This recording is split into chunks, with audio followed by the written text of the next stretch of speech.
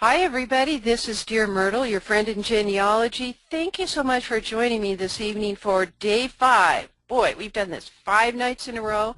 We've been talking about the 1940 census images as they're here and there throughout the internet, and also been talking about how to do your indexing. So we're thanking our friends from Roots Magic for sponsoring this. It's been a wonderful ride, amazing things. I don't think any of us got any sleep. We're going to go forward with this final episode. Russ, can I call it an episode? Might as well. I don't know. All I know is it's an adventure, and I've been glad to be part of all this. During the webinar, in the past, I've always had you send your comments by posting a question in the webinar, go to webinar screen. But I am suggesting those of you who have Twitter that you use the hashtag Dear Myrtle so that we can continue the conversations. And there's that picture of my cousin Russ. We didn't know we were cousins till 2 or 3 years ago because of our research. And my daughter Carrie, look at that big smile. She is the newest blogger in the Genia blogger world. They're going to monitor that and feed questions. The advantage of doing the Twitter commentary or questions is that this will extend beyond the confines of our 90 minutes together here. So very cool, and thank you so much for supporting this. I notice a number of you have already been using that hashtag, and I appreciate it. I'd like to honor my cousin Russ. He's got 2 blogs. Well, he's a pretty busy guy. People tend to know him because he uses Family Tree Maker a lot, and he goes through a lot of discussions about how he does his research, how he extracts information from the documents as he finds them. And we're going to be actually doing some of that. He gets to talk a lot tonight. And we'll give you absolute power there, Russ. This is a good thing. And then here is my daughter's new blog, Not Your Mother's Genealogy. That's a good title for Dear Myrtle's daughter to have on her blog. Becoming more like me every day, eh, Carrie? Exactly. Thanks so much to Thomas McKenty, Michelle Qualey, and Low Country Africana. There are 2 cute e-cards, and I just love this one. I'll give up on the 1940 census when they pry it from my cold, dead hands. We kind of have been holding on tight this week, haven't we? But, man, we have been sharing and learning together, and it's just been awesome. And this one is good, too, from Michelle and Thomas. The 1940 census is online. Now, I lived this next part. Back in the day, we had to walk 5 miles uphill both ways to the archives to see a census image. In driving snow and rain and sleet, oh my. So this has just been a phenomenal week. Okay, Bill West from this posting on Facebook said, one of the things he's noticed in the 1940 census is that there's a great number of marriages where the women are older than the men. And he's wondering, is this the result of the number of men killed during World War I or from the Spanish flu epidemic of 1918, 1919? Gosh, I don't know. I can imagine that's quite a great possibility. And then our local friend here, Jennifer Dondero, who does research for folks, via Facebook, she said she's lucky her grandmother on the other side of her family answered the supplemental question. So I think it's been pretty exciting, the finds we've made and the information we're discovering that we perhaps didn't know about our ancestors before. So at this point, guys, MyHeritage has their 100% images up. Ancestry has 100%. They accomplished that today, very high quality images. FamilySearch is lagging quite a bit behind, and of course National Archives has their 100% images up, and their interface is working much more smoothly, and kudos to them for all that they accomplished in the last week, having to sidestep and then juggle the huge outpouring of interest at their website. So before we actually, and Julianne, I'm going to bring your mic live because I'd like you to see what Russ has done in using Ancestry.com, and then we'll go live using your computer so you can demonstrate a few things over at Ancestry in your 1940 census collection, okay? She's there. Okay, Russ, take it away. Okay, this morning I saw a notice that Ancestry.com had changed this page a little bit. I'd used it on day one about 6 a.m., but I went back to it today because I wanted to experience the other websites and see what worked for me. I'm just going to quickly go through an example of what I did and how I used it and make a couple points along the way. This is at Ancestry.com/1940, and in the lower right-hand corner there I have a link that's highlighted in red that we will click on to go look at the web page, and I believe that Juliana will do that live a little bit. Go to the next slide, please. Okay, when you get there, you have three choices of how, depending on what you have in your hand, or information you have on a piece of paper or something, you have three choices of how to use the resources in Ancestry. You can browse the index, the images. You can use the cross street, and we've spent many hours this past week talking about that on the webinar, and or you can use the 1930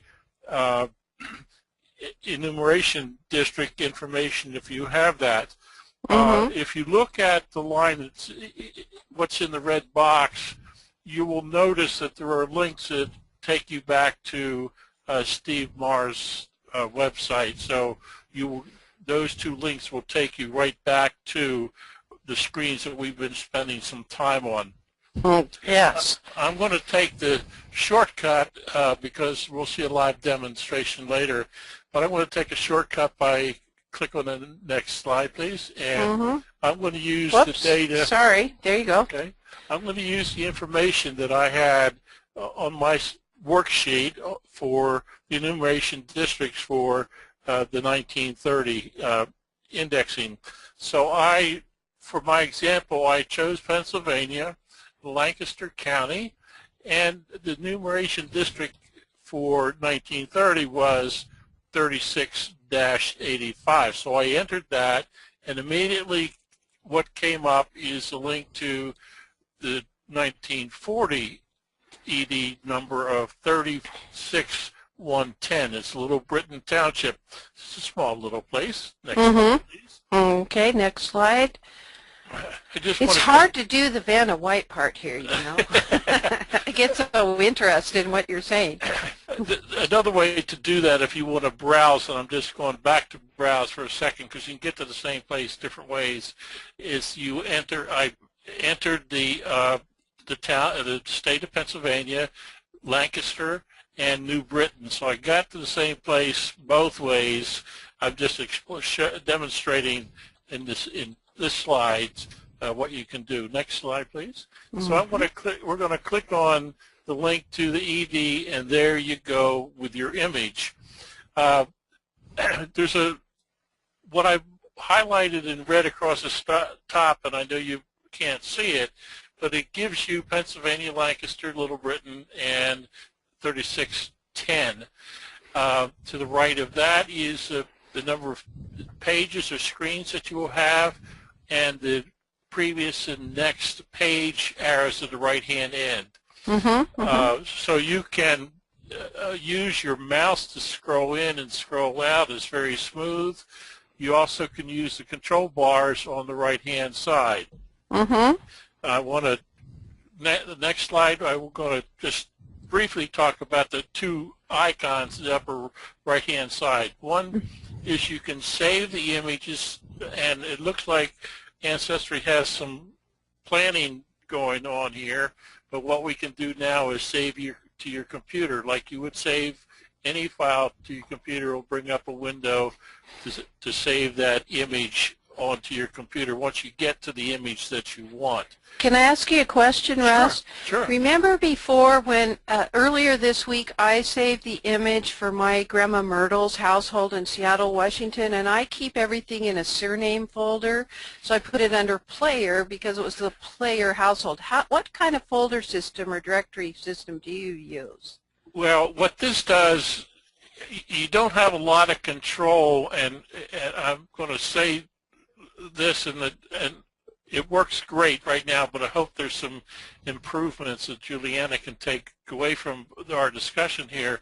Right now, it'll save with a generic file name. You have no control. I have all my downloads go to my download folder on my computer. So my browser, Okay. no matter which browser I use. I was going to touch on that a little. I'm hoping it's up and running tonight. Okay, we'll see. So it might change, yes. Okay. So, yeah, they're working on it. Yep. Cool.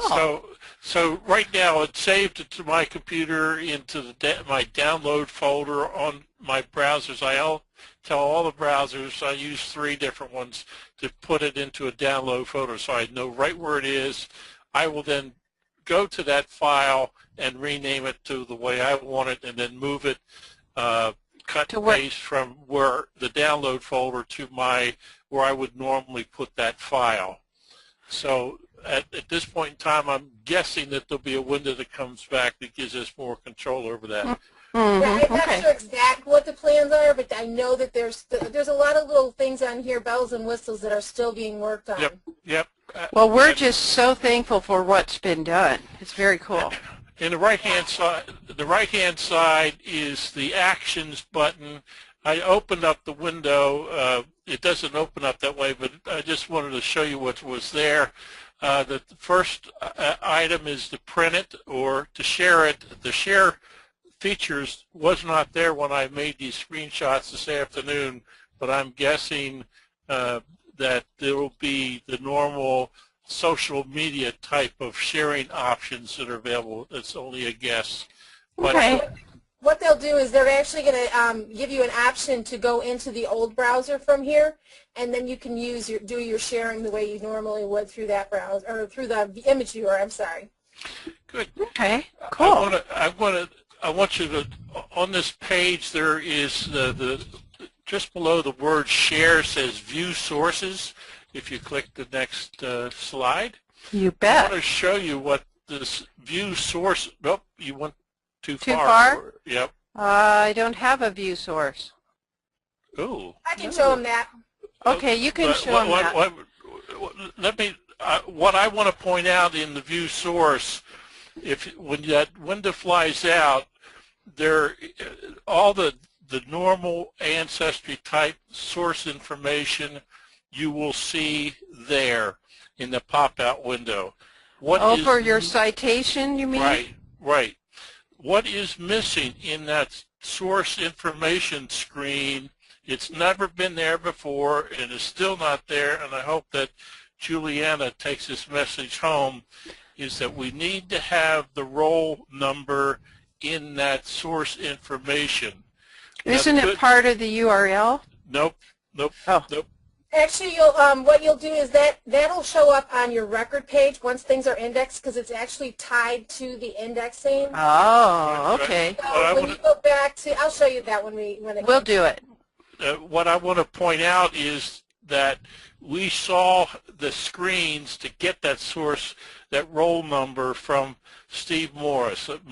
The slide that I created said Steve Morris to the rescue, because you can go to his web page and there's a link where you get your 1940 ED number, and then you put the button into the 1940 ED description, view details, and a window will pop up, or a new screen will open up where the roll number is the third number on that pop-up screen. I just want to point out that the source information does not contain the roll number, and I believe it's an important missing piece to the source information. The next, go ahead. There you go. As a result, whoops, dear. It was funny how this happened. The example I happened to use was in Little Britain, Pennsylvania. Last weekend I was down visiting Thomas McKenty, talking about social media, and on the way home I had to go by a cemetery. And I happened to go by the cemetery in Little Britain because I have the headstone is here of the record that I found, which is above the page, but this couple's son is my uncle who's in this cemetery. I wanted to get some pictures of the headstones, so I just happened to have this picture still on my camera, and when dear Myrtle said, why not have a picture, I got it from my camera and plugged it into the presentation with the 1940 census record for that couple. Mm-hmm. Very cool. And looks like this is going to be a lot easier to transcribe. The handwriting's a little better than your, is that a P or is that a Q, Curdy from the other night. Well, I won't go into some of the stuff that I've been trying to catch up with your granddaughter. Oh, yeah. I'm wondering. I think I will check a little bit later and see what the stats are on your personal best. So that took me about 5 minutes from the time I started to the time I had what I was looking for. This happened to be on page 7. Now, one of the features that I really, really like about what Ancestry did, if you would go back that one slide with the image. Okay. Now, and our time is running short here. One more. Mm-hmm. Oh, sure. There you go. In that upper right-hand corner, yes, there is the number of the page numbers, page 3 of 33 or whatever it happens to be. Right. If you put your cursor into the page number that you're on now, which is in blue where your pointer was, yes, that you can enter the page number. For an example, I went 2 pages further before I went back to this page. I made a note that I want to go back to page 5, so I went past it, looking further, and then I could put page 5 into that box, and it'll take you right back to that page. So that's interesting. Well, I love that when websites permit us to skip ahead faster than just one click at a time. Very good. And that's it. I thought that was awesome because we've been taught many times about looking a page forward and a page after or a couple, and I knew I had multiple families in that census, so that became very helpful. Okay, good. So I noticed that it's, just a minute, let me pull Rebecca up onto the, okay, I made her presenter by mistake. Just a second. Let me switch that over. Okay. We have a couple of questions. Okay, good. Okay, so Tessa asks, with that screen action, can you print it to a PDF? I can, because I have a PDF as one of my printers. So you can get a free PDF. If you don't have a PDF generator on your computer, you can download. There's a number of free ones that are around. Download it, and it becomes a printer. So I print it to a PDF. Okay. What I normally do, because I want this image to be, I normally don't print it. I go to the download the file, because I want that file part of my genealogy database as a JPEG file. Mm-hmm. Okay. Okay. And Genealogy Events asks, since these images will never be on microfilm, will there ever be a roll number for the records in the 1940 census? I believe that they are on. Wait. Oh, yep. Let's ask Rebecca. She's here. Rebecca from the National Archives. Are you there, dear? I am here. So did you hear the question? I did hear the question. The original records are on microfilm, and I believe, let me just double check before I give you the wrong answer, but let me just, yes, the roll number, well, and I can't speak for how things will display from other sites, but if you download an image from the National Archives site, the roll number is actually part of the file name. So you'll see it has our microfilm number, which is T627, and then there's a number to the right of the hyphen of that, and that is the roll number, and then the number to the right of that is the image number on that roll. So it's right in there. Okay, got it. All right, any other questions before we go forward, Carrie? Yes. Jenia Candy says, notice territory of Hawaii was a different form. For example, it doesn't ask residents in 1935. Why the difference?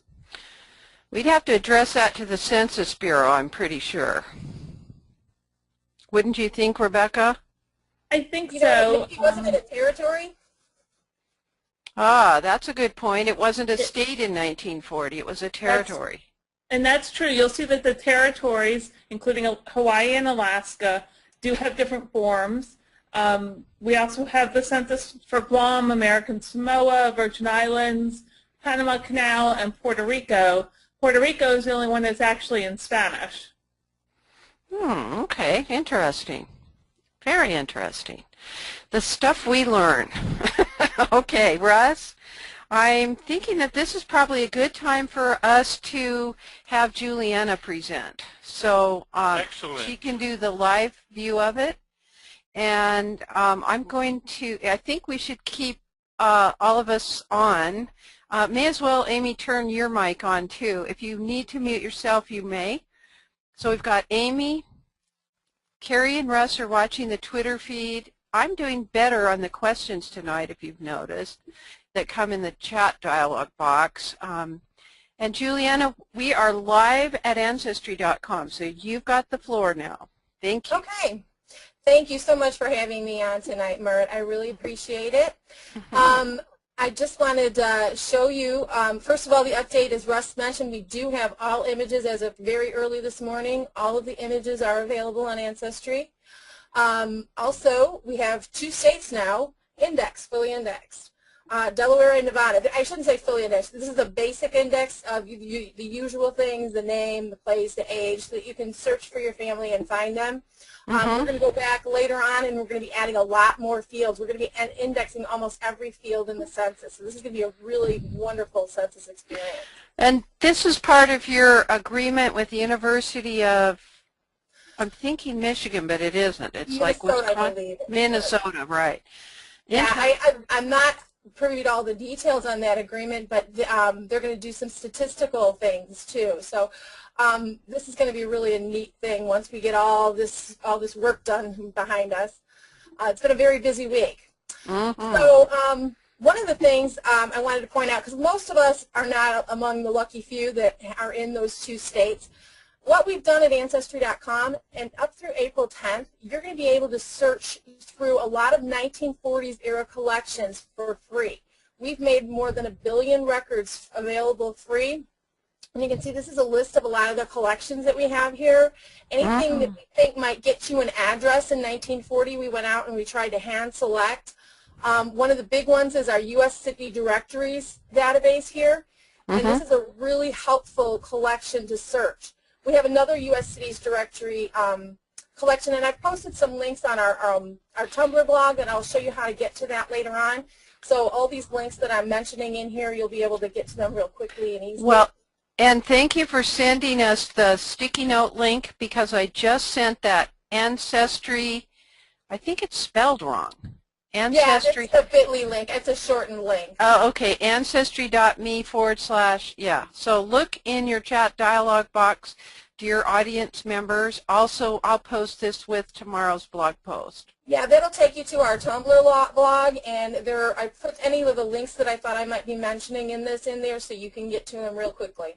Great. But one of the things I wanted to tell you about these directories, because these are a little bit unique, sometimes it's really good to look under the hood and see what's there. For example, like for Illinois, if I had family in Aurora, I can go look and see what years are available, and then I can use that to format my search. I can put in the year of the directory down here, a surname, and the place where they lived in the search. So this makes it a little bit more powerful of a search when you know exactly which directory you can go right to it. Also, another thing I was going to mention, this thing came up too, a lot of these city directories were created, they began creating the directories after the census, or right after the one was released. So a lot of these directories for 1941 are also going to be valid. So if you see a choice of any of those census years around, sometimes 1941 is actually the one you're going to want to look at because they started canvassing in 1940. Mm-hmm. So going back, so that's our 1940s era collections. Cool. Russ mentioned, so that's the way you can go in and get that address that's so important to finding your ancestors. Mm-hmm. And there's 3 different ways now that we can go in and browse. We've added the Steve Morse tools, and that's a fantastic addition, especially for people that are living in big cities, because the enumeration maps can be a little bit clunky to use. Yes. So this is really going to be a time saver. But for people who are looking in rural areas, you can see that it's, you're going to end up with just a few districts, and it might even be just an option to just go in and look into the descriptions of the enumeration districts. If you had somebody who was running afoul of the law, they might be in this Barber County jail. That'd be my people. Yeah, Carrie, I got news for you. hey, we all have one. Yeah. If you already know the cross streets, and what I like to do is I'll go in and I'll pull up the cross streets. I'll just Google an address. This is where my grandparents lived on Normandy, and I'll go in and just kind of look at a contemporary map and look and see what streets are around. Mm-hmm. And then I'll go in and plug these in here. And as you plug them in, let me go back to the beginning. As I plugged in Ohio, Cleveland, Normandy, you see the first cross street that comes up, or it asks you for another one to narrow your district, and we'll narrow it with Norway, and it goes right to the districts, and you can click through, and you are in the images. Mm-hmm. So, excellent. Yeah, and one of the things I was going to show you, that this is a cool trick that I learned with those image controls. One of the things that's really neat is when you're looking for an address, you can rotate this.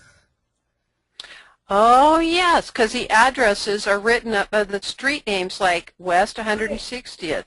And it's so much faster to, I mean, you obviously, as a good genealogist, you always want to go back through, and once you find your ancestors, see who's in the neighborhood. But when you're scanning through a large district, how fast is it to just be able to go to the side and just read the names? Mm-hmm. And come up. I jumped up ahead to it. I can go in and I can rotate it back to the left. And there's my daddy. That's excellent. So it's a really great time saver to be able to go through there and just zoom through it. So he talked about some of the other things. One of the other tools that I thought was really cool, and this is when you get into somewhere you've got the really tiny handwriting, some of these occupations, invert the colors. Okay, let's see that. Cool. Yeah, and so you can play around with some of these settings. You can also adjust the contrast and add more or less. So there's a lot of neat things that you can do with this, and you just, to invert it back, you just click that same link. You know, the only other time I've seen this is when you're at a microfilm reader printer and you can do the reverse. You can, if it's negative, you know, black background with white and you want to switch it, you can do that back and forth. So inverting the colors is pretty cool. Yeah, you can even flip it upside down. I don't know why we would do this, but you can. But you can. Well, good, Juliana. That was so thoughtful of you folks at Ancestry to do that. Oh, golly. And yeah, as Russ mentioned, you can now save the link to someone in your tree, and that's really simple. You can go in. This is just a Zooks tree, and I go in and I start typing, and I can just add him to my grandpa, and I can adjust the title, and it's going to save him to my tree. And when you're going to see it, where you're going to see that, let me show you. Here's an example. When you go into your tree now, instead of it appearing in your time like you would really like it, and once the index is available, we'll be able to do this because it's tied to that index of the name. And it's tied to the citation as well. Right. Because there's two segments to that link on the individual's timeline. One is the guy and the event date, and the other side of that would be the click to link. So it's going to be down in the lower left, right. Right. What this is going to do is just going to give you an easy way to access it. It's a web link. It's just if you can web link any website. If you had posted something really cool about my ancestors on your website, Mert, I could add a web link to someone in my tree, and it would show up in this little section here just by clicking that little add a link thing. Okay. But this is just a way that we found that people can save the record someplace. You don't have to keep researching for them over and over, and you can quickly go to them and access that record. Okay, cool. And if you want to save, I'm going to try this. This was, they had turned this off for a little while. And you can see Russ down here, it saves it. Okay, it did save it. And what you can do then is go right to your downloads. And like Russ was mentioning, you can click on it. Still downloading. Here it goes. I'll download folders. And now I go in here, and I can just click on it and move it to my surname, right-click on it to rename it, do whatever I want to do. Okay, and you're using Google Chrome and on a PC? Mm-hmm. What are you using? Yeah, I'm on a PC. Okay, got it. All yeah, right. It's probably slightly different in different places, but it's going to be hopefully basically the same experience for most of you. So yeah, that's just one of the things that I was able to play around with today, because I'm kind of learning some of this stuff along with everyone else. One of the things I did want to show you is, we went on to talk about share too, didn't we? Mm-hmm. This is where you would go to click over to the standard viewer. Once you go there, it's not going to lock you into it. When you go back into the 1940, it's going to put you back into the new viewer. But that's a way that you can take advantage of some of the functionality that you haven't been able to incorporate into this browser yet. Okay. But I wanted to show you something really cool. Wait a minute. Russ has got a question there. Oh, okay. Go ahead. Okay, I was just going to show you one of the things, the way it's going to look. Some of the options are already available to look in the 1930 census. Oops. So I'm going to pull up one real quick. And, it didn't give me the, here it goes. Right here. Okay, right here, when you go into the 1930 census, this is also available in the 1911 UK. One of the things that we're putting in is new grid lines, and this is really cool. This is one of my favorite new things that they've done. As you can see, now I've searched for him, and it's highlighted the line where my ancestor is, and his whole family is also highlighted, everyone in the household. So I can zoom in. Now that I zoom in, it's going to bring up a panel, and I can scroll across, and it's going to keep those names, so I can see who's on each of these lines. And so it's like freeze pane in Microsoft Excel. Exactly. So you don't have to keep going back, what line was he on again when you want to see what he did for a But look at that. Leave it on Czechoslovakia. Yep. And it says John Zook's father was born in Czechoslovakia based on the column heading and who it is in the math for you. Yes. Look at this. John Zook immigrated to the United States in 1902 when he was approximately age 22. So Christine is saying very, very cool. People are saying that's very cool. I have a question from Mary. Sure. She wants to know if when you link it to a personal profile on the tree, on a person's tree, does it link into the Tree Maker program or just to the? That's a really good question. I can answer that. Okay. I can answer that actually because I tried it. What I did was download that image that I showed you, put it into my program, put the data into my program, Family Tree Maker 2012, linked that image to the citation for that record that you created. That I created. I linked each of the facts that I took from the census record. So I have a fact that's linked to a citation. The image is linked to the citation.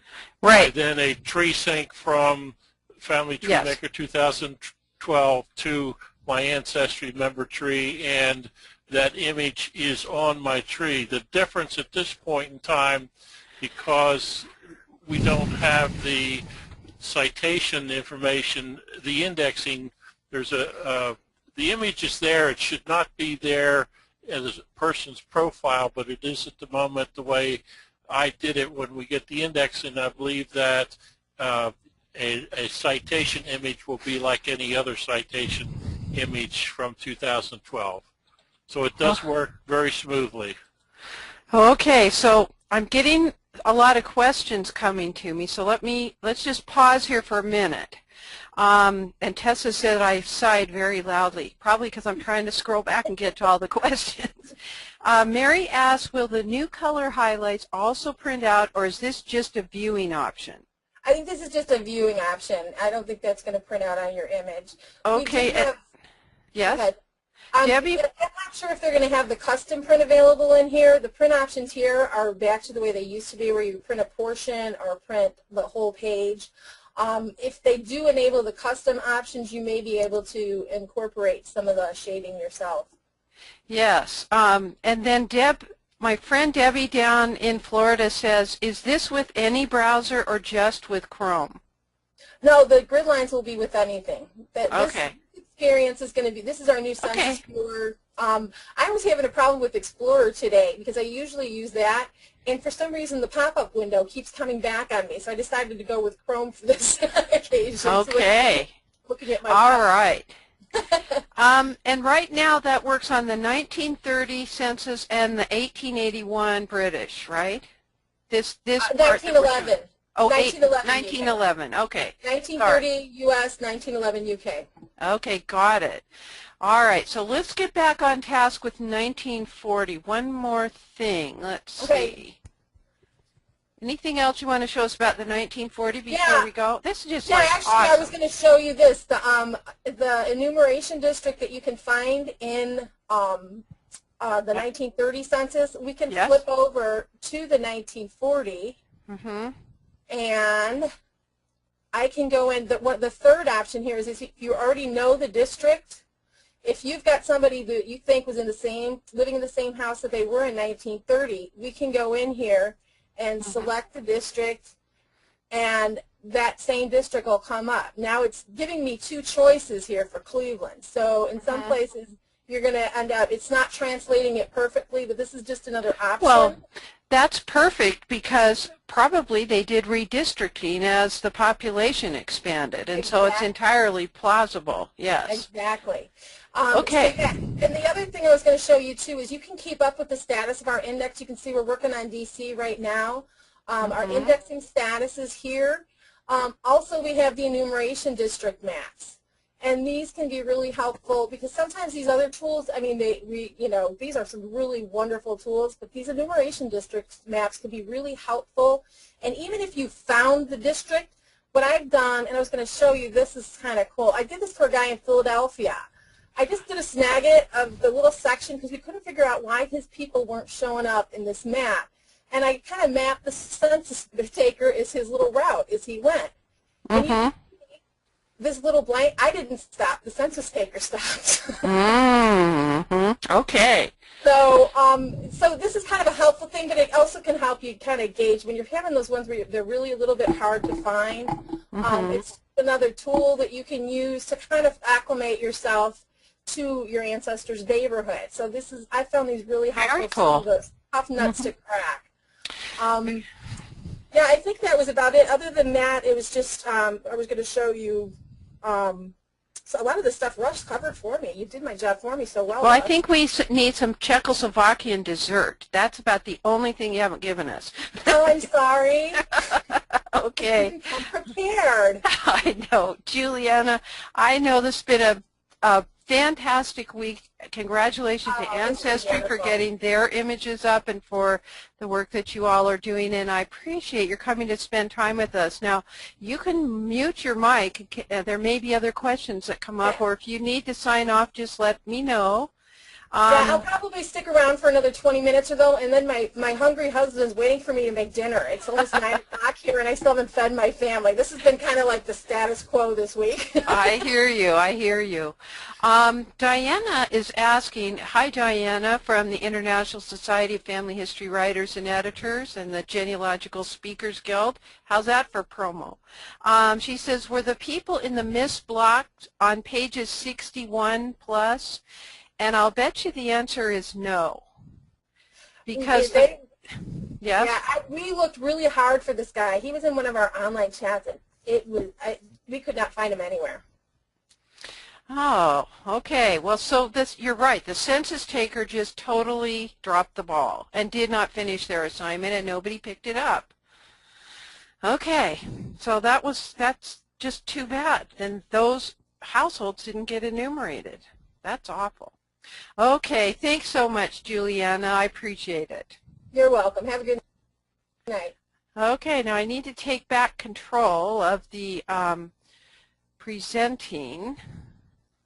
Myrt, while you do that, yes. Audrey Collins says she appreciates the highlights and the grid line features and wanted to add that flipping or turning upside down is useful to compare shapes of letters without being distracted by reading the words. She wanted us to tell that to Juliana. And do you know who that Audrey Collins is?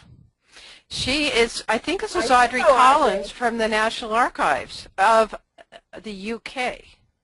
Yes, thank you, Audrey.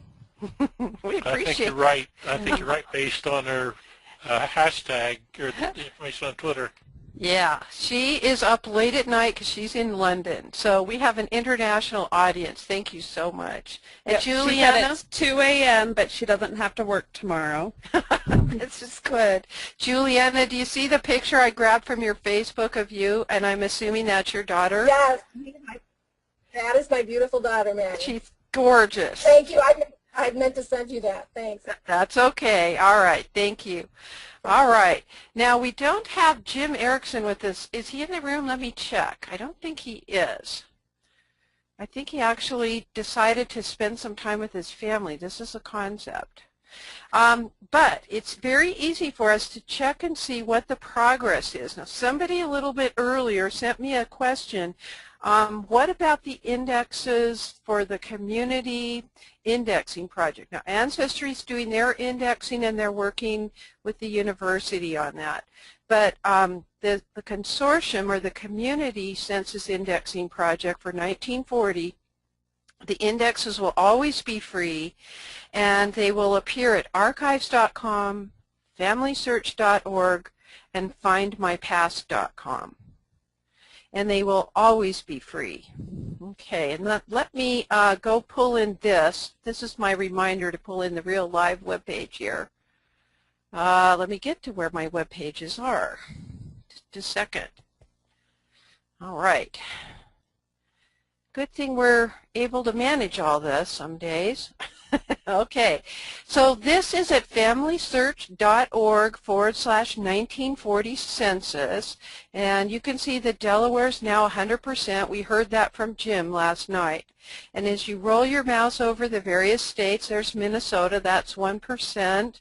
Kansas is 46. Florida, this one's for you, Debbie, is 3% index, although we don't have to have ancestors in these states to help with the indexing. And because my granddaughter, Aubrey's indexing, they're making great progress in Colorado. Very cool. So that's all about it. You can go to FamilySearch.org/1940 census to see how that indexing is going. All right. Russ, let's see. Russ, is your personal best still 99%? Yeah, I've tried. I've been trying. And so Bree, my granddaughter's at 100%. Carrie has. Yes, I'll you catch her will. before we're done. Carrie, has Aubrey been able to do any indexing today? Yes, she did some this morning. Before she went to spring break. Oh no, she's on spring break, right? Exactly. Now Sharon says that back to school next week. Yeah, so you'll have a chance to work harder next week, Russ. Bree has younger eyes. That's what Sharon's saying. That's kind of fun. All right. So now we're to the next part. Now we do have NARA with us in the room, and we're going to be doing a bit of NARA review in just a little bit of their official National Archives website. But I'd like to kind of step back from all the frenzy. Now that we've got it, what the heck are we going to do with the 1940 census? The images, etc. I just love this picture. And this is the part where Russ is going to talk with us again. So Russ, you've got the floor. Okay.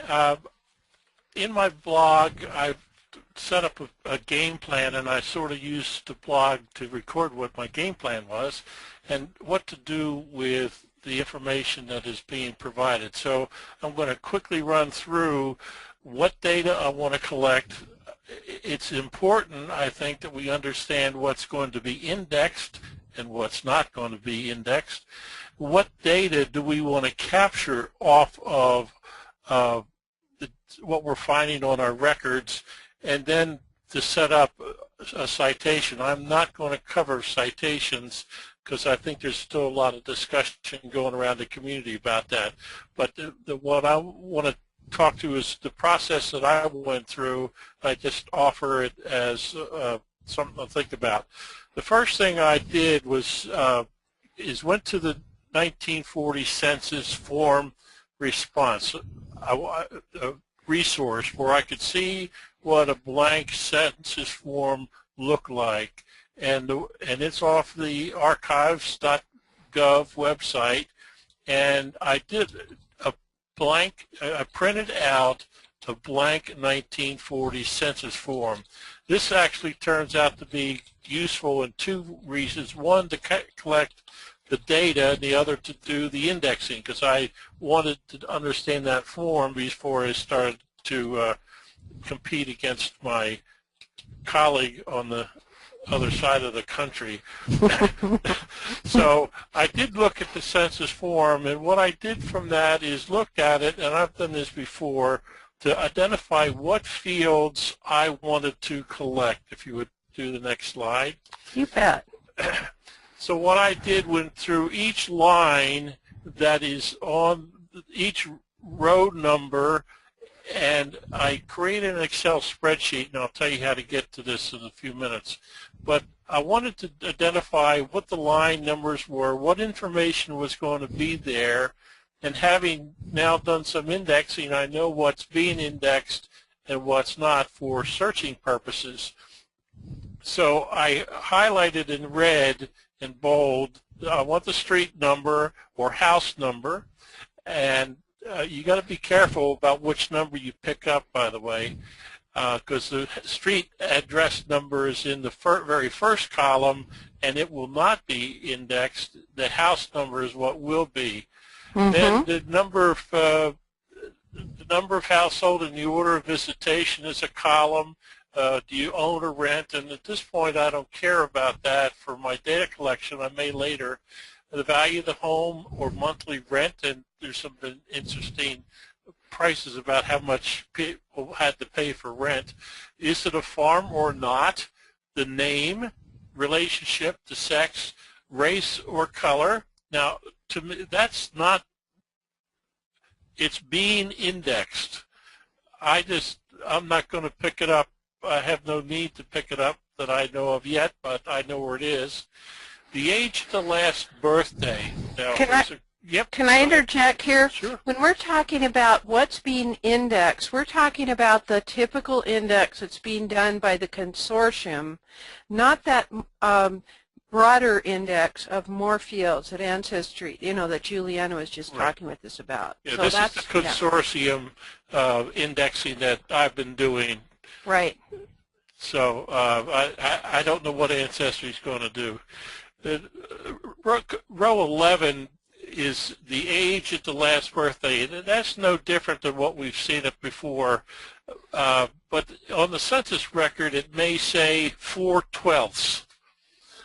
But what you will see, what gets entered will be 1 for the indexing. I'm sure that some of the statistics will come out of that column.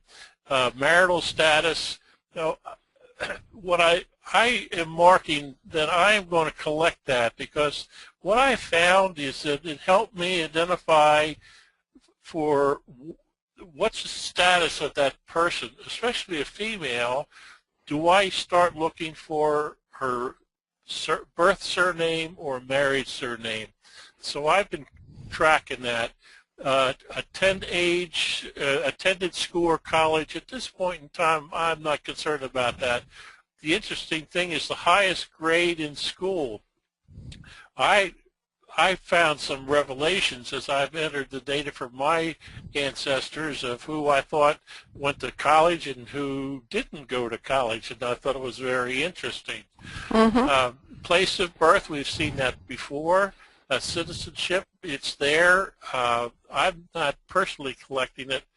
The residence of April 1st, 1935, and this is how we get that double census, because that's the data is going to be there. And I'll show you in a minute some more details. If you would go to the next slide, please. Okay, and let me just mention, now Juliana is saying your index is going to be free through 2013 along with the images. I think that's what she's saying to me. And Amy is reminding me that on the indexing project, if the age is a fraction, they put it as 0, not 1. Oh. So that may help. I think that's going to put you up at 100% now, Russ. No, because I looked for that, and I was putting 1. Okay, I will go back because I looked at my arbitration. Okay. Okay. All righty, I'll go to the next slide. Okay. I'm trying to figure out how to use this pen. I'm being silly. Go ahead. The notes that what I do when I enter data from a census record, I do not use the year that I am presented with when I'm able to see it. I just put about in the year, and I can use a birth or a calculator to figure out what the year is. But I have decided to capture as an education fact in my database, and I enter the same data that will be on the census record. When you get to that, where were you in 1935? If there's an R in that field, if you see it on your image as an R, that means you were in a place that was 25. Oh, sorry. Yes. 2,600 people or less. There's some other data that will tell you where they were, and I capture it. But I just want to point out that R, if you see that R in the field. And there's some, if you're one of the lucky ones that gets the special questions, I just make it a reminder of what war it's covering.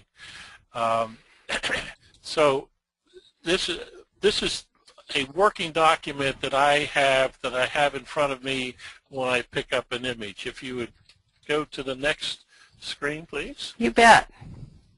So what I did was created an Excel spreadsheet that takes all of the columns, all of the rows that are on that form, and I put it into Excel spreadsheet, and then I hid the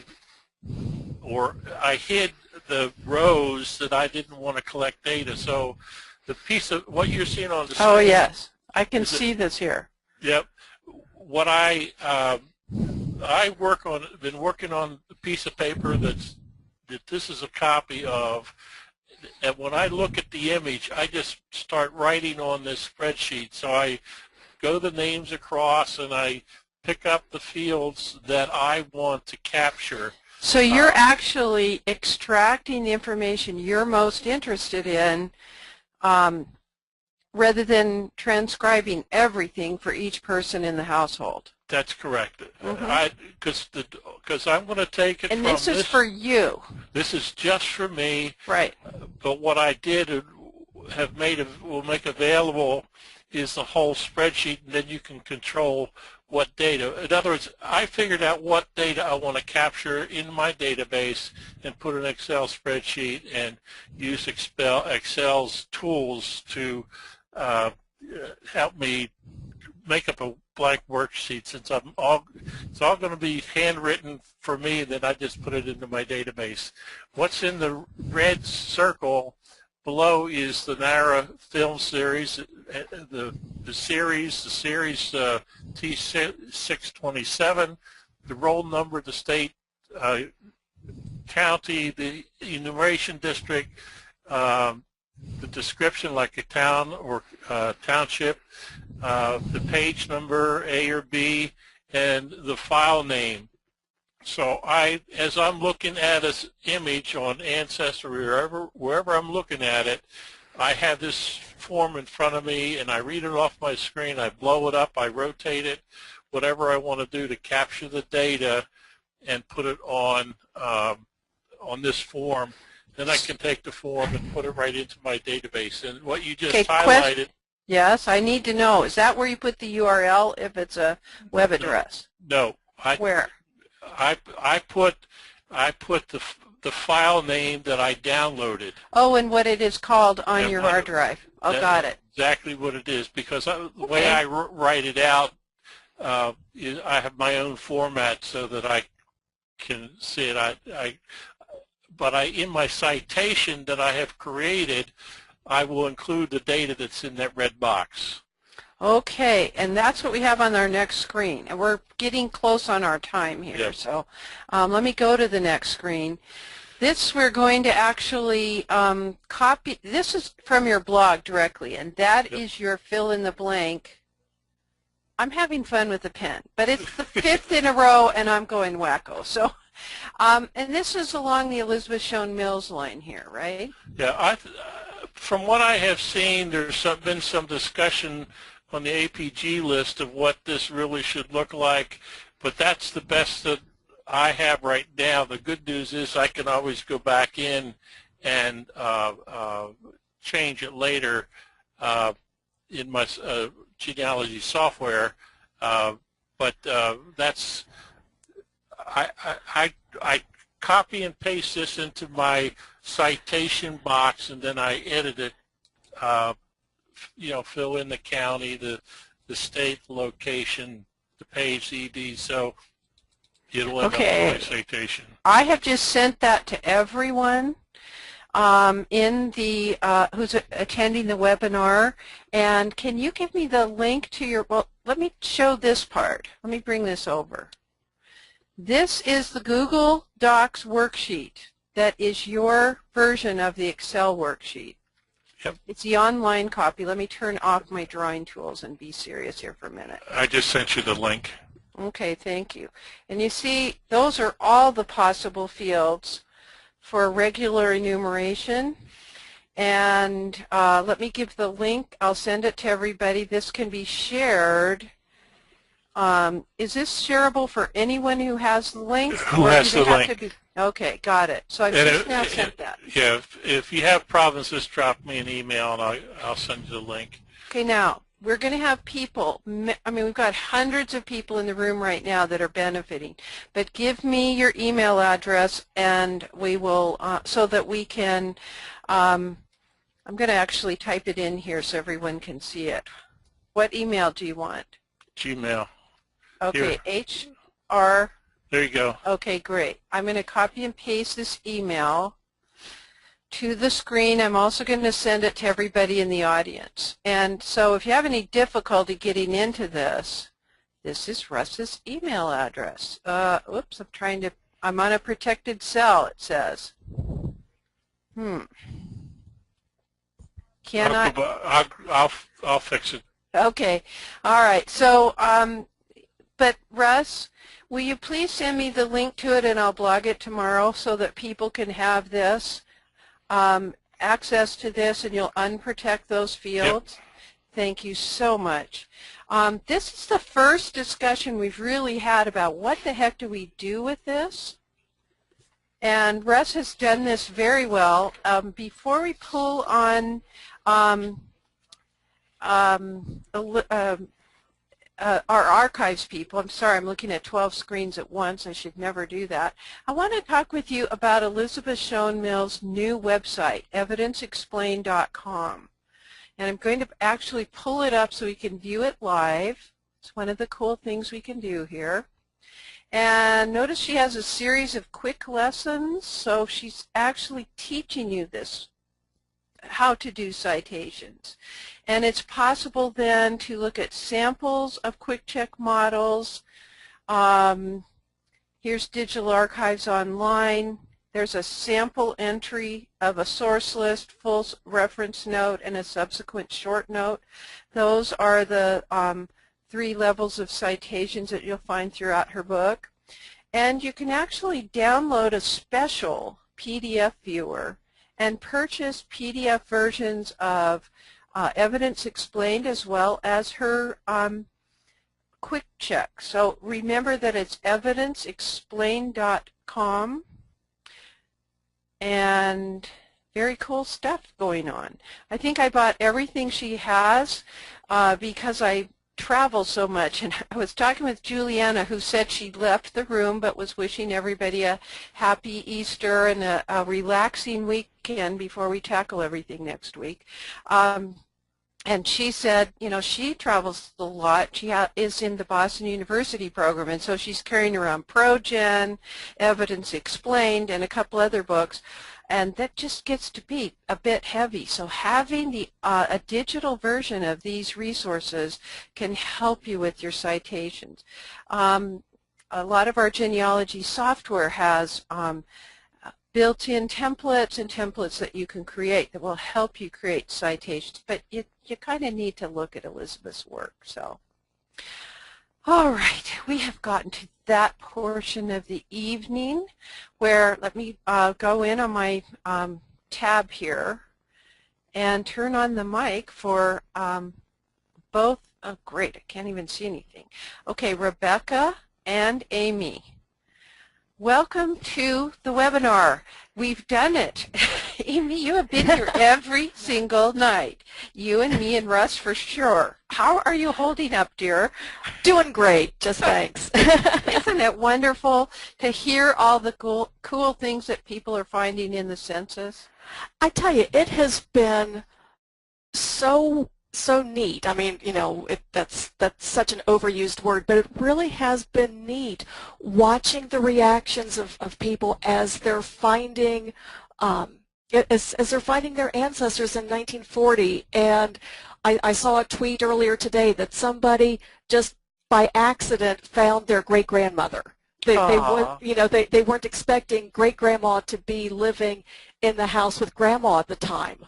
Oh, okay. Yeah, I mean, and just, you know, and just seeing the stories of people showing the census to their parents, and their parents then, you know, like we were talking the other night, taking that virtual walk down memory lane. It's like, oh, I remember this person and this person and this person and that house, and they're describing. In fact, there was a wonderful article in my local newspaper about it today. It's really neat, and I'm looking forward to doing that with my parents this weekend. Printing out the census and showing it to them, and have them take me down that walk down memory lane. That's awesome. It's so cool that the National Archives presented this to us all, Rebecca, in digital format, because it really, this in combination with the fact that since the last time the census was released, in 1930, we have social networking to really get people engaged and involved, and we're sharing our shares and dealing with our frustrations and helping each other figure out enumeration districts. And I mean, there's such a spirit of cooperation. So Rebecca, please tell everyone at the National Archives how excited people are to be using the website and to be making the great finds. In fact, every day, like Amy, I hear stories that are just so precious. Yesterday, when we helped somebody find an enumeration district with Joel's help, that gal, Connie, from our local genealogy society here in Virginia, was surprised. She was looking for one family, and she found 3 families on the page that were her relatives, and it just blew her away. It's just so cool. Okay, so who wants to have control as presenter at this point, Amy or Rebecca? Go for it, Rebecca. Okay, I'll take control. Okay, I will give you absolute power here. Make Rebecca the presenter. Yes. Now wait, Rebecca, let me ask you this. Are you at 1224 by 768? Yes, I am. I changed before I logged on. Thank you. That caused a problem yesterday with Jim's segment, and so all of his demoing of what family search indexing looked like appeared black in our recording. So thanks for doing this. Oh, you're starting out at the county jail, I see. Well, actually, no, I'm not. So it was kind of interesting since I didn't know what Russ was going to talk about, and when I was thinking about what I wanted to talk about tonight, Yes. I have two things. One of them, which I'll get to a little bit later, follows on what he was saying on what do we do now. Mm-hmm. But I was rather excited, I think late last night or early this morning, when I tracked down my grandfather, and Cool. that made me want to share this little sort of search tip with the folks online. In 1940, I didn't know exactly where he was, and I was afraid he was somewhere in Philadelphia, which luckily he turned out not to be. I had found his parents, and he was 30 by then, so he was long out of the house. Mm-hmm. And I started to think, well, okay, if he's in Philadelphia, I'm going to have to go do some other work. But I knew at one point he had taught at Carson Long Institute or Carson Long Academy. Mm-hmm. And so I went online and Googled it to figure out what county it was in. It happens to be in Perry County in New Bloomfield or Bloomfield Borough.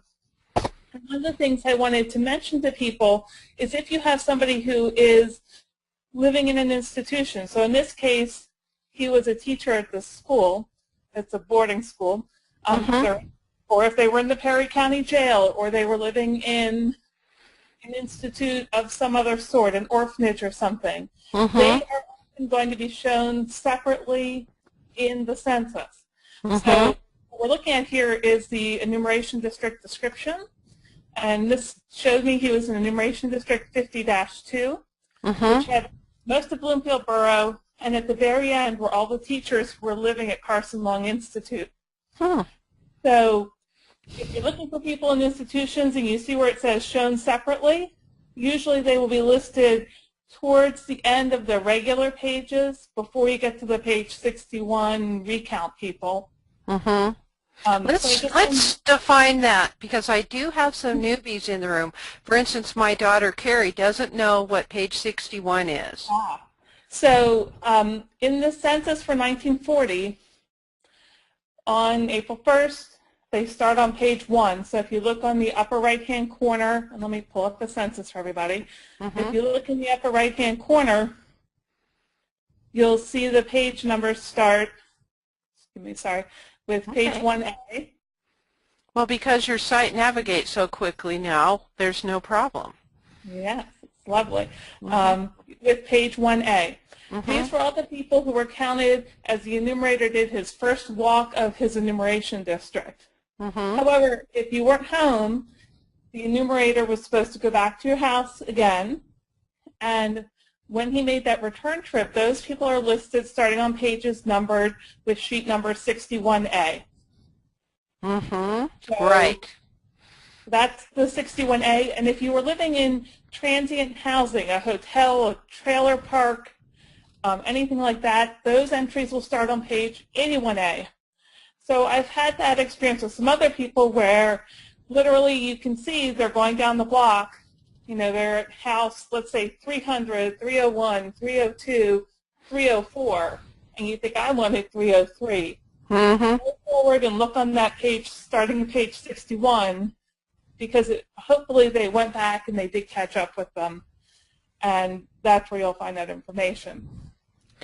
This is cool. I've got to share this. It just came up on the screen. Carol says she was 9 months old at the time of the census, and she found herself in the foundling home where she was, and then she found the couple that adopted her 6 weeks later. She was afraid she wouldn't be able to find herself. Just even talking about that is getting me to tear up. It's pretty cool what people are finding. Thank you, Carol, for sharing that. I was going to scroll all the way through to this page if I can remember what page it was on, so I've already downloaded it, so I don't remember. But it's going so nice and quickly.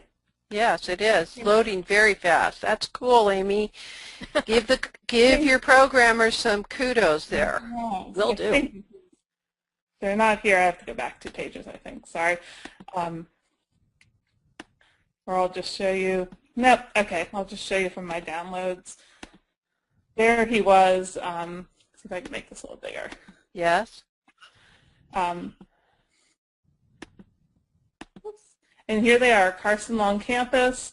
And here's my grandfather right here on line 25. Yes, Francis Warlow. Yes.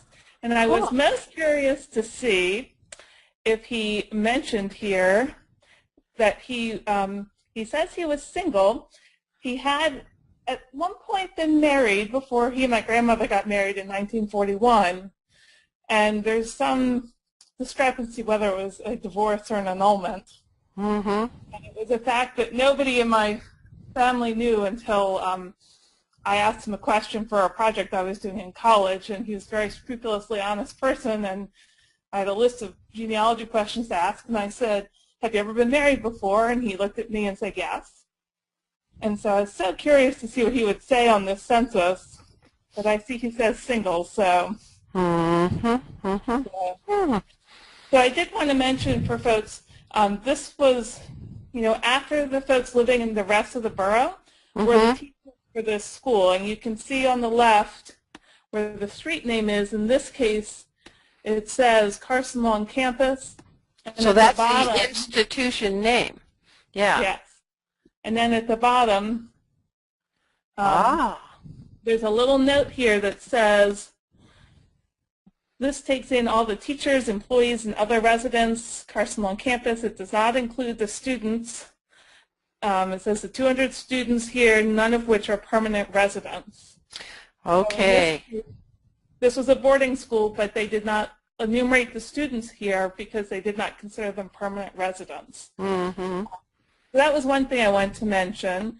And then the other fun experience I had today was I called my aunt, and she's 8 months old in this census, and I said to her, where were you living? Do you know where your parents were living when you were a baby?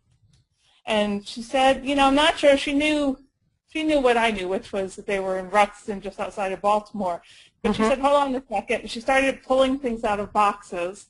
Wow. And in 10 minutes, I had 4 addresses, literally from cards and notes from her first year the people had sent her. And she said, well, when I was a newborn, I was on this street, we were on this street, and then at Thanksgiving we were here, and then we were at another address, and then she found my great-grandparents' address. And so I looked, and they're not at the first address, and I thought, okay. And then I looked for my great-grandparents, they're not at that address, so I started looking up other ones, and I was doing just what Julianne was showing, looking at Google.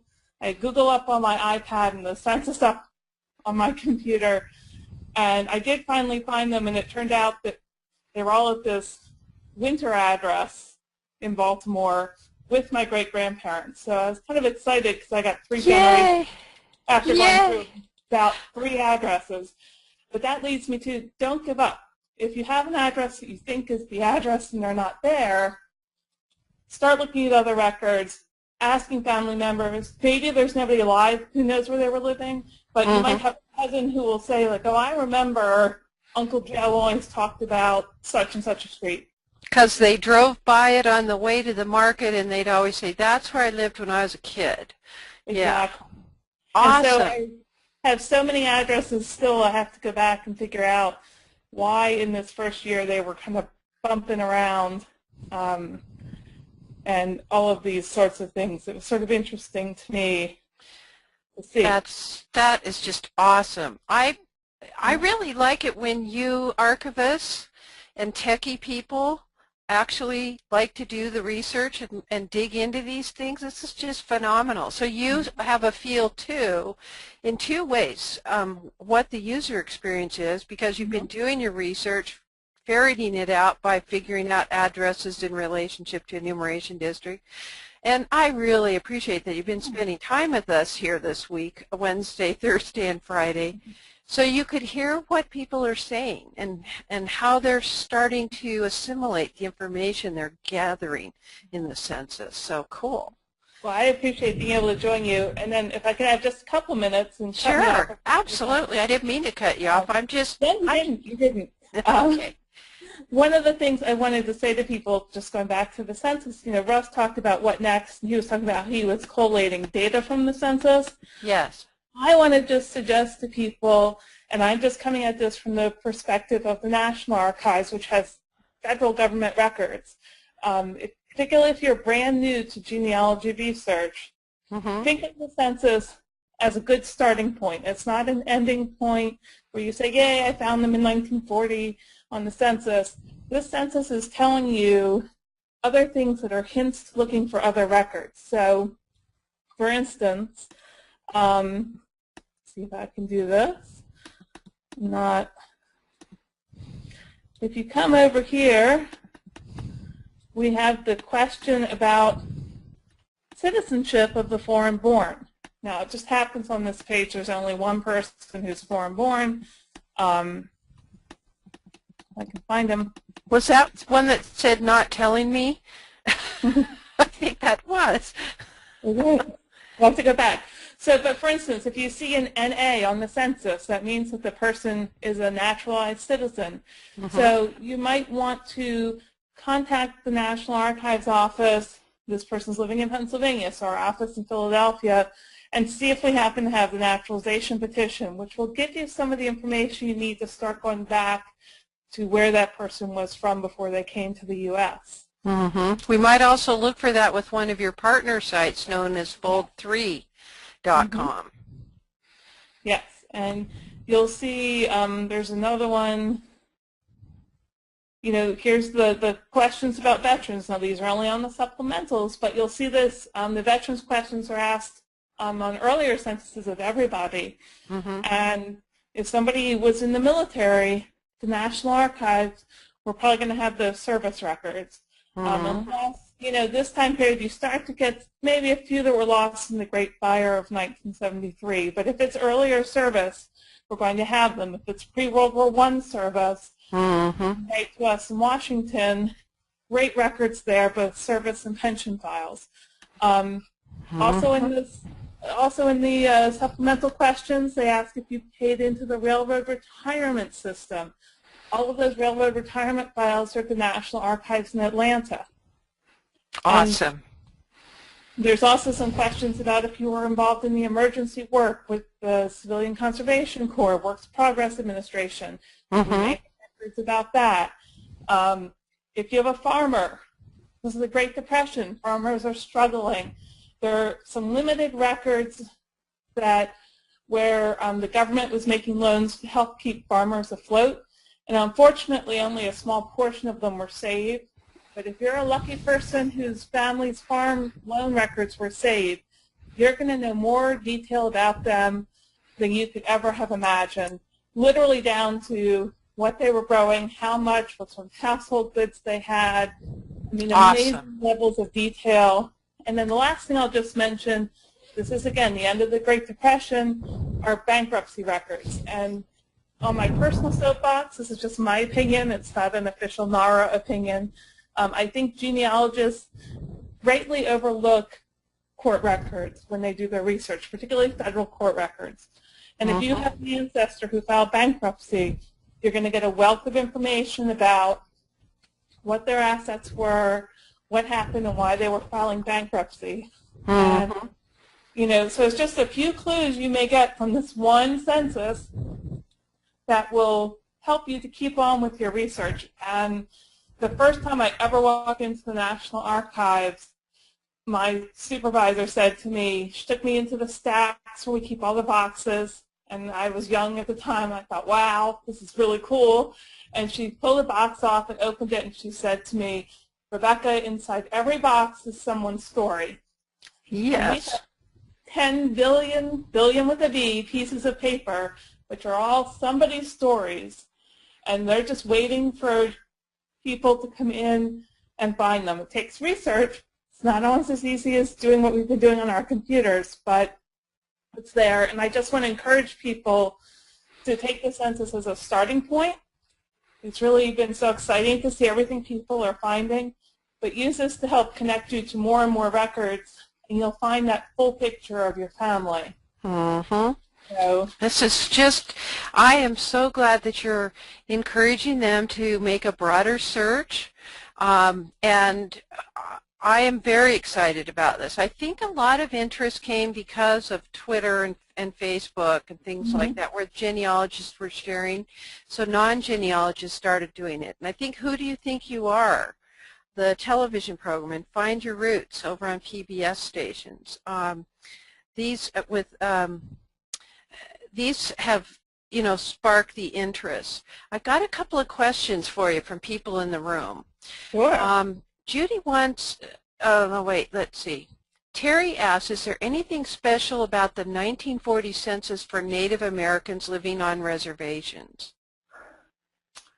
You know, that's a good question. I've talked a lot with Connie Potter, who is our census records expert and an archivist in the archives.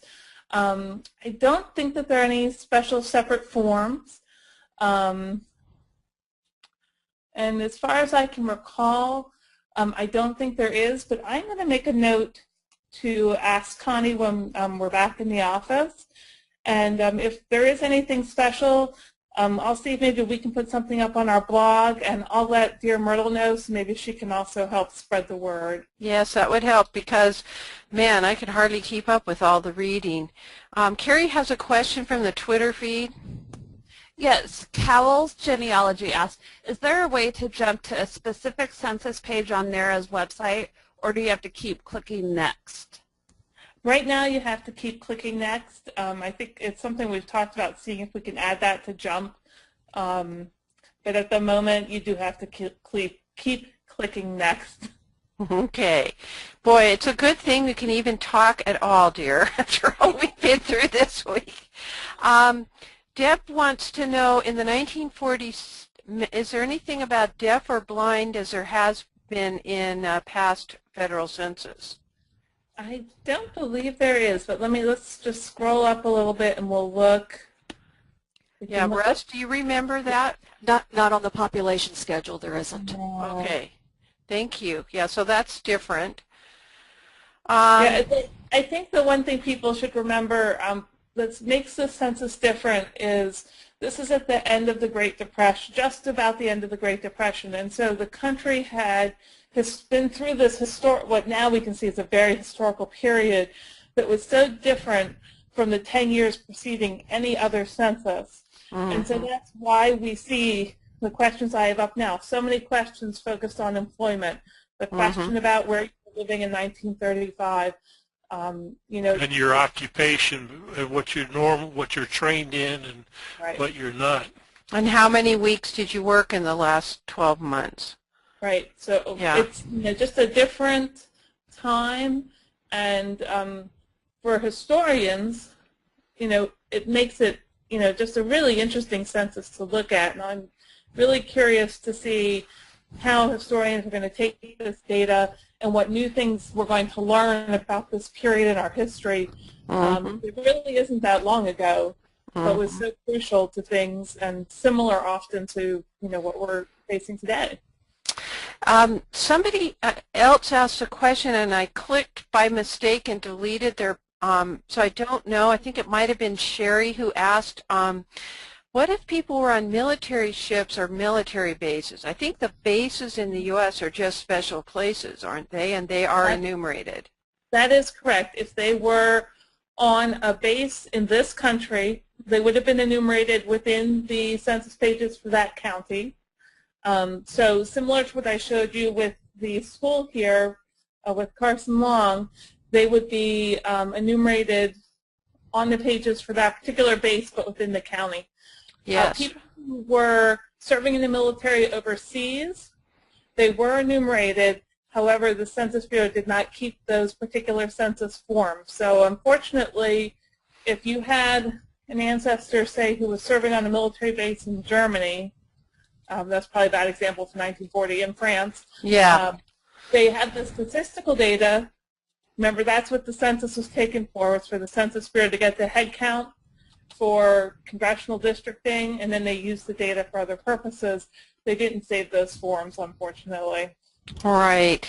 And we're just happy that they've sent what, or saved what they have. Now, I am sending to the entire audience the link to my Dear Myrtle blog post called Census Forms Make Transcribing Easier, and it has links to many of the census 19 census forms.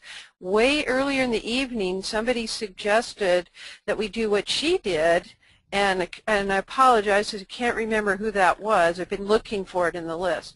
She actually took the census form and blew it up and put it on the wall up behind her monitor so that she could refer to it. And I think, Russ, that's helping her transcribe or look for information like that. So very interesting.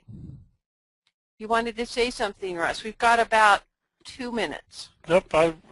Each of us needs to figure out what we want to capture and what fields are important to us, and that may change. Yes, it's amazing. So Russ, you're going to give us the link tonight by email, and I'll blog it out real quickly before I hit the sack. Oh, thank you. Yeah. And they can. I just went on to the post and just go under File and download it. Okay. And I do want to mention that right on the homepage of the National Archives 40 Census site, we have a link now to the indexing project. Thank you. Yeah. We encourage everybody. We announced on Monday, which may have gotten lost in the everything else, that we have signed an agreement with FamilySearch to help support the indexing project. And at the archives, we will be getting back a copy of the index as well. So, we encourage everybody to go and sign up, and join in the fun of creating a name index. Awesome. So that we can hear that. Thank you so much. I'm going to take back power now. Okay. I see your power. Okay. And we are getting to the witching hour. We have actually done it, guys. We've met 5 nights a week. We've been up late in the middle of the night because we wanted to see just one more enumeration district and look through it. We've actually learned so much about enumerators, forms. Those were priceless when Joel shared those. About how to find the enumeration district based on previous enumeration districts, city directories. Juliana did a great job sharing that's available. Many things to help you at Ancestry with your 1940 research are available for free through the 10th, so we really can't let up on our research. The folks at Roots Magic have been marvelous. They've provided the archive version of all these sessions, and you'll find them at rootsmagic.com/1940 census. And I appreciate tonight that Juliana was here. Russ, I finally got your part in, and I appreciate your being so adaptable. You're a great cousin. You really had my back. I appreciate it. Rebecca, thank you for spending time. I know you're working full-time. All of us are working more than full-time. Amy, you've been just marvelous providing information. Jim has kept us up to date. We didn't get to hear from him tonight. Juliana, these are always going to be free at rootsmagic.com.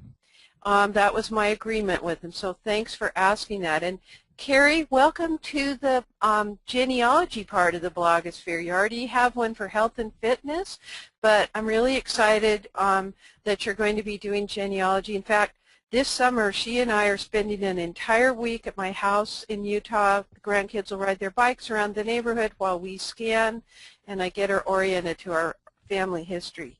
So, everybody, oh, what a time we've had. I wanted to tell you that late this afternoon, and there's all kinds of late-breaking news, Roots Magic made an announcement that they're going to do a webinar on the 17th of May after the NGS conference.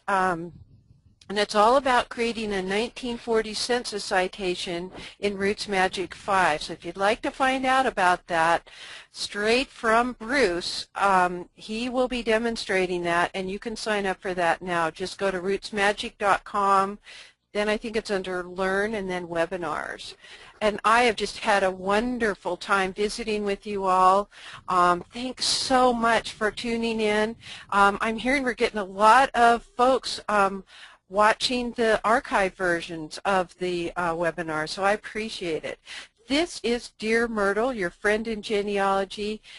This has been the 1940 Census Images and Indexing Update. Happy family tree climbing, everybody. That's a wrap.